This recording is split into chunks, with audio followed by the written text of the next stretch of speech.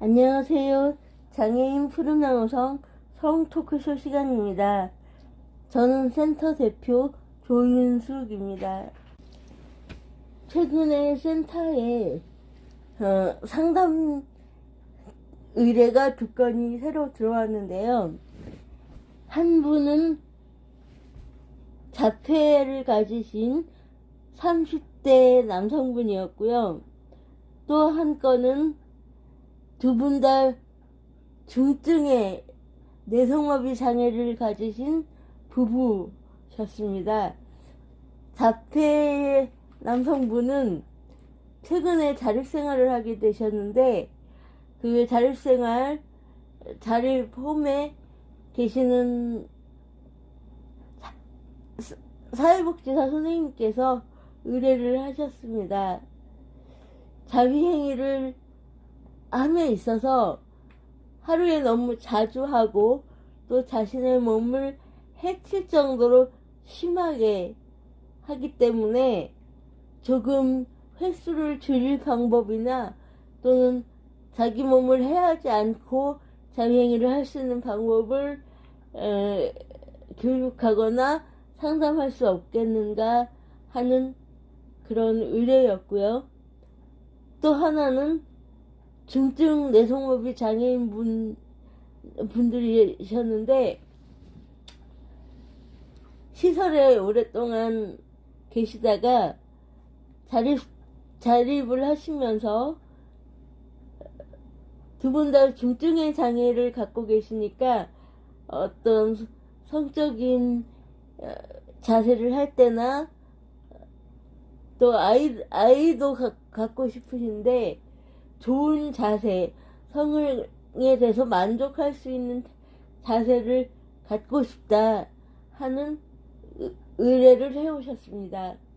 그런데 이건 둘 다 자폐를 가지고 계신 분은 의사소통이 원활하지 않아서 자기 표현이 어려우시니까 활동보조 선생님께서 대신 전달도 해주시고 센터에 오셔서 어떤 의도로 이런 자폐 분께서 어떤 의도로 이런 행동을 하고 있고 어떤 말은 알아듣고 어떤 말은 좀 알아듣기가 힘들다라는 그런 의사 전달을 해주셨고요.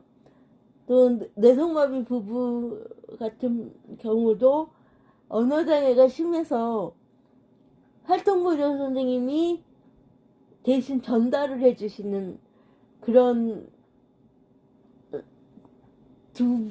두 건의 공통점이었습니다. 그런데 그 활동보조 선생님들이 전달을 해주시다 보니까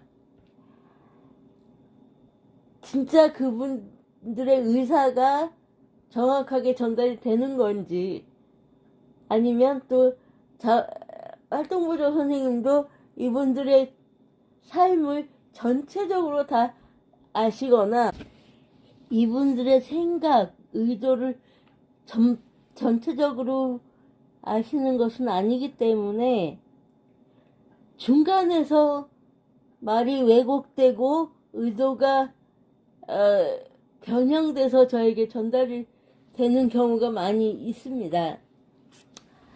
그래서 자폐 분도 그렇고 뇌성마비 분도 그렇고 활동보조 선생님들이 없는 상황에서 좀 오랫동안 그리고 진지하게 정확하게 상담을 했으면 좋겠다 하는 생각이 들었습니다. 그 중에서 제가 좀 안타깝고 또 화가 나는 지점이 있었습니다.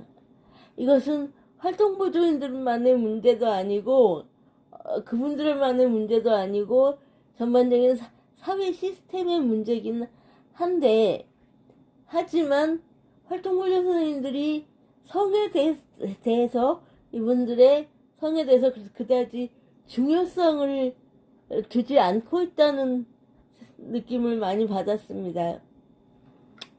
자폐를 가지신 분의 상담을 하기 위해서는 그분의 집에서 저희 센터까지 오기까지가 한 1시간 30분 정도가 걸렸는데, 그럼에도 불구하고 한 달에 2번씩은 꾸준히 저와 만나면서 반복 학습이 중요합니다.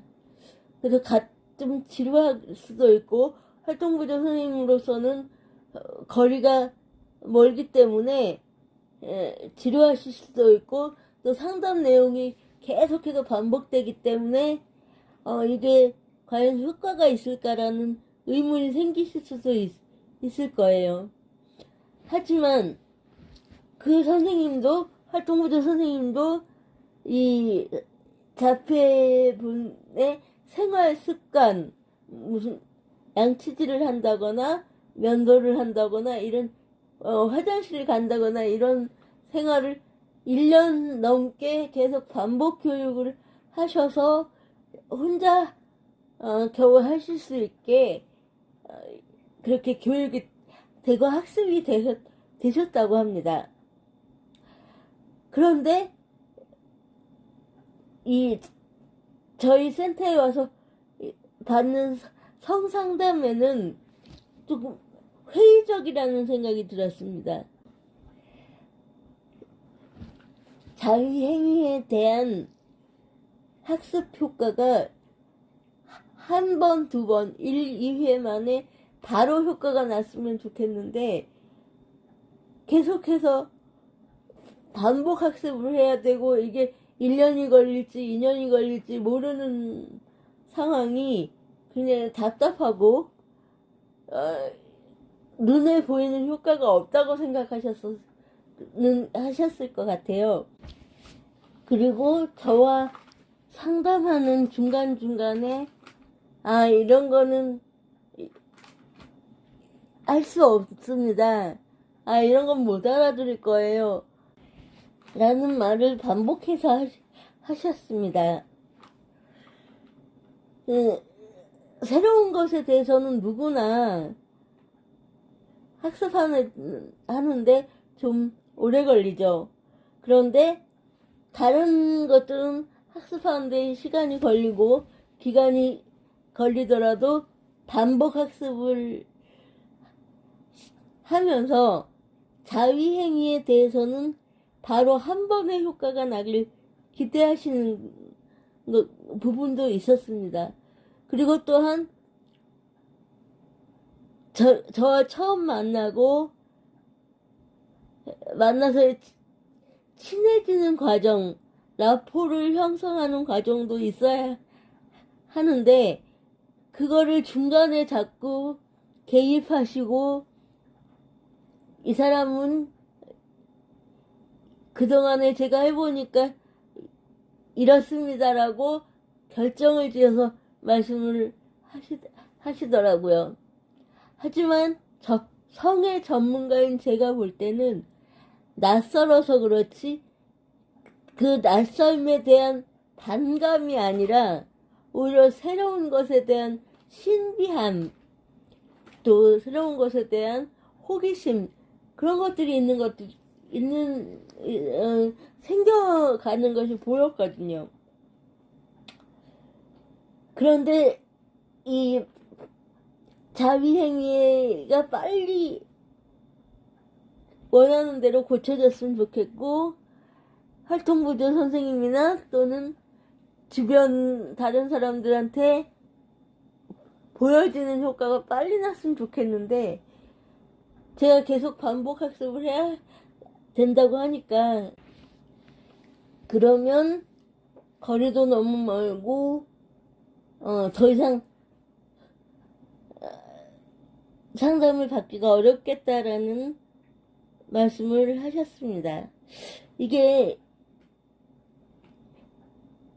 결론적으로 저한테 말씀하신 거는 중간에 사회복지사 선생님이 전달은 하셨지만, 그동안의 과정이나 반응을 봤을 때 활동부조사 선생님의 의견이 많이 반영이 된 결과인 것 같아서 많이 안타깝습니다. 그리고 또한 언어장애가 심한 뇌성마비 장애인 부부 같은 경우도 중간에 활동보조인 선생님이 이 부분을 상담하는데 어려움이 많고 언어장애가 심하고 앉지도 못하고 그렇기 때문에 센터에 오기 힘듭니다. 그리고 무슨 요일은 어디에 가셔야 돼서 안 되고 어떤 요일은 제가 그러니까 활동보조 선생님이 시간이 안 돼서 안 됩니다. 이러니까 상담을 날짜를 정할 수도 없고 정말 그 부부가 무엇을 원하는지 파악을 할 수도 없는 그런 상황이 됐습니다. 활동보조 선생님이 중간에서 자기 이용자를 전부 다 안다고 생각하고 개입하는 상황, 이런 상황이 계속 반복되면 이분들의 인생과 철학과 하고 싶은 꿈과 희망들이 왜곡되거나 변형되거나 이루어지지 않고 다른 사람에게 전달되지 않을 가능성이 많다는 생각이 들었습니다. 지금 활동보조인과 이용자 간의 관계가 그 정도의 역할에서 머물러 있다는 것도 참 안타까웠고, 또한 장애인 성에 있어서는 활동보조 선생님들이 이 이용자들이 얼마나 성에 대해서 간절한지